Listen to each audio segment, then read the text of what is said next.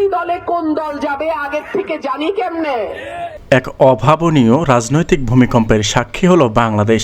জামায়াত ইসলামীর আমির ডক্টর শফিকুর রহমানের x handle hacking ও কর্মজীবী নারীদের নিয়ে সেই বিতর্কিত পোস্টের ঘটনায় এবার পাল্টে গেল সব সমীকরণ। জামায়াত আমিরের প্রতি সমবেদনা জানিয়ে সরাসরি বিএনপির নেতৃত্বের বিরুদ্ধেই কি রণমূর্তির ধরন করলেন ব্যারিস্টার রুমিন ফারহানা?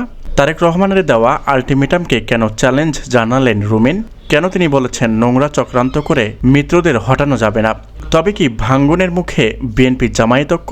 আর এই পুরো নাটকে রুমিন ফারহানার ভূমিকা কি? চাঞ্চল্যকর সব তথ্য নিয়ে আজকের আমাদের এই বিশেষ প্রতিবেদন।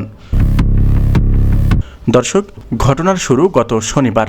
জামায়াত আমিরের ভেরিফাইড হ্যান্ডেল থেকে কর্মজীবী নারীদের নিয়ে অত্যন্ত আপত্তিকর একটি পোস্ট করা হয়। মুহূর্তেই তা দাবানলের মতো ছড়িয়ে পড়ে।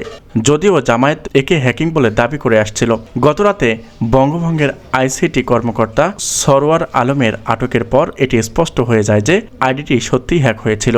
এই প্রেক্ষাপটে যেখানে বিএনপির ভারপ্রাপ্ত চেয়ারম্যান তারেক রহমান 24 ঘন্টার মধ্যে জামায়াত আমিরকে গ্রেফতারের দাবি জানিয়েছিলেন, সেখানে রুমিন ফারহানা নিলেন সম্পূর্ণ বিপরীত এক অবস্থান।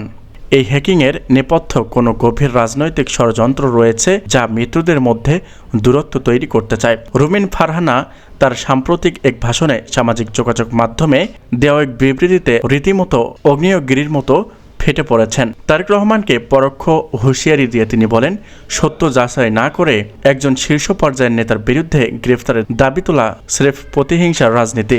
আমাদের দলের ভেতরেই এমন কিছু মানুষ ঢুকে পড়েছে যারা চায় আমরা ঐক্যবদ্ধ না থাকি।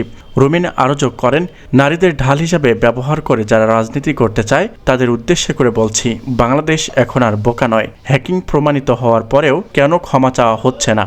আমি স্পষ্ট করে বলছি, নোংরা ডিজিটাল চক্রান্ত করে মিত্রদের অপমান করা বন্ধ করুন, অন্যথায় এই নতুন বাংলাদেশ আমাদের ক্ষমা করবে না।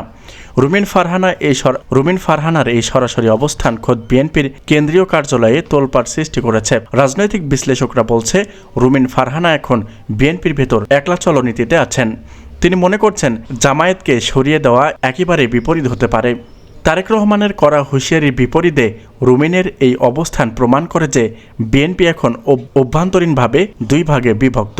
এক পক্ষ চায় জামাতকে ছাড়াই নির্বাচন করতে, অন্য পক্ষ রুমিনের নেতৃত্বে মনে করছে বিগত 17 বছরের লড়াইয়ে যার সাথে ছিল তাদের এভাবে ছুঁড়ে ফেলা ঠিক হবে না।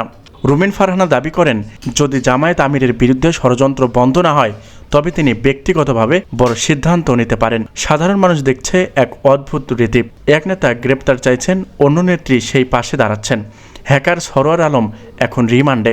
তার জবানবন্দিতে যদি কোনো রাজনৈতিক নাম বেরিয়ে আসে তবে রুমিন ফারহানা এই হুঁশিয়ারি কি তখন আরও প্রাসঙ্গিক হয়ে উঠবে? তো দর্শক, রুমিন ফারহানার এই সাহসী পদক্ষেপ কি বিএনপি জামায়াতের জোটকে রক্ষা করবে? তারেক রহমান কি রুমিনের এই হুঁশিয়ারিকে সহজভাবে নেবেন? 12 ফেব্রুয়ারির ব্যালটে কি এই অন্তদ্বন্দ্বের প্রভাব পড়বে? আপনার কি মনে হয় রুমিন ফারহানা কি সঠিক পদক্ষেপ নিয়েছেন? আপনার মূল্যবান মতামত আমাদের কমেন্ট বক্সে লিখে জানান। ত্রয়োদশ জাতীয় সংসদ নির্বাচনের প্রতিটি ব্রেকিং আপডেট পেতে আমাদের চ্যানেলটি সাবস্ক্রাইব করে আমাদের সাথেই থাকুন। ধন্যবাদ।